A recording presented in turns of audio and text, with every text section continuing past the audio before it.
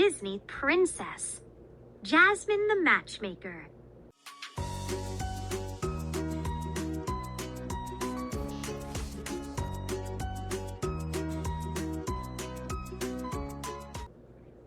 One morning, as on every morning, Jasmine and Raja rode through the busy streets of Agrabah in their royal coach. By now, most of the merchants in the marketplace were used to seeing the princess, and even her faithful tiger, outside the palace walls. Suddenly, the coach stopped at a large, colorful tent that was set up at the end of a road.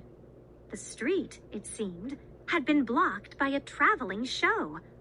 "Oh, how fun!" Jasmine exclaimed as she read the sign posted near the tent. "There's a circus in town. I'll have to tell Aladdin as soon as we get home. And speaking of home," she said, "we really should be going. It's almost time for lunch." Back at the palace, however, Raja hardly touched his lunch. "Goodness," Jasmine said to Aladdin, "this isn't like Raja at all." "What do you think is wrong with him?" Aladdin asked Jasmine. Neither of them had ever seen Raja so quiet or sullen, or not hungry, before. But Jasmine could only shrug. "I haven't the faintest idea," she replied. The next morning, Jasmine got ready to go to the marketplace once again, this time with Aladdin. After the way Raja had been acting, she naturally assumed the tiger would not want to leave the palace. But to Jasmine's surprise, he seemed more than happy to go. They stopped in front of the circus tent, where Jasmine showed the poster to Aladdin. "Doesn't that look fun?" she said. Do you think Raja would like to go?" Aladdin looked at the poster, and then at Raja's dreamy eyes. "Yes," he told Jasmine. "I think he would like that very much." So, that very afternoon, Jasmine, Aladdin, Raja, and Abu all went to the circus. The ring was full of exciting, marvelous acts. There were clowns and acrobats and sword-swallowing giants. There were dogs and horses and monkeys that could juggle and jump through hoops. "This is wonderful!" exclaimed Jasmine. "Raja, don't you agree?" But instead of looking delighted, Raja looked more solemn than ever before. "I thought he'd be happy," Jasmine told Aladdin. "He will," said Aladdin. "Just wait." Shortly, the lights dimmed and the circus owners stepped up to make an announcement. "Ladies and gentlemen," he called, "I now present Malika, the star of our show." Out walked a beautiful tigress. Instantly, Jasmine saw Raja's face light up.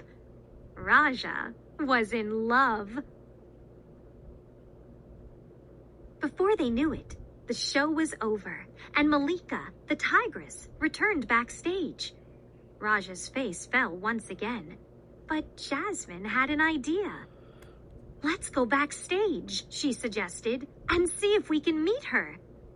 They hurried out of the tent and around to the performers' cages. Malika's was not hard to find at all. "Raja," said Jasmine, "meet Malika. Malika, this is Raja." "Can I help you?" asked a man, stepping up behind them. Jasmine turned to see the owner of the circus. "Well," Jasmine began, "I would love to offer Malika a home at my palace menagerie. She would be very happy there and—" "Your Highness, please understand," the circus owner replied nervously. "Malika is our star. Without her, there wouldn't be a circus." Needless to say, Raja returned to the palace miserable. Jasmine tried her very best to cheer him up. She had the royal chef prepare his favorite meals. She had the royal tailor sew him a brand new bed. She even had the royal animal keeper bring in a line of tigers to be Raja's friends. But nothing seemed to cheer up Raja, not even a little.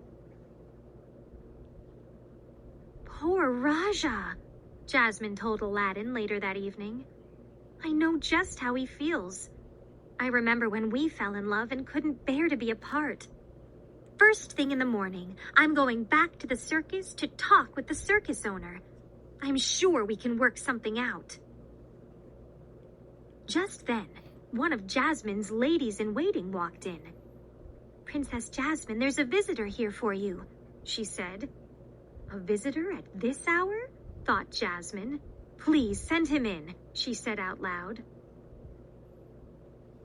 Moments later, the owner of the circus walked in, with a very sad-looking Malika. Pardon me, Your Highness, he said solemnly, but I have a problem. Ever since your visit to the circus, the star of my show won't eat, sleep, or perform. I'm so sorry, began Jasmine, but the circus owner stopped her. It's not your fault, he told her. It's clear to see she's in love. And even though she's the star of my show, she's also my friend. I want her to be happy, and so I've come to give her to you. Jasmine clasped her hands. Oh, thank you, she exclaimed. Raja will be so happy. Before Jasmine could even call him, Raja ran straight toward Malika. They met and gently touched noses, clearly happy to be together. Jasmine smiled at the two tigers, but then she looked at the circus owner. She felt bad for him. Without Malika, he would no longer have his circus. There must be something we can do, she thought. Then, suddenly, she had a wonderful idea.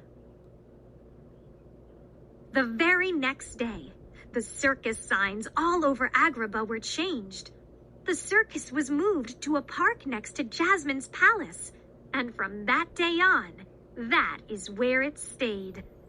A royal ball was held to celebrate the grand occasion, and everyone, Jasmine and Aladdin, the circus owner, the tigers, and even the monkeys, lived happily ever after.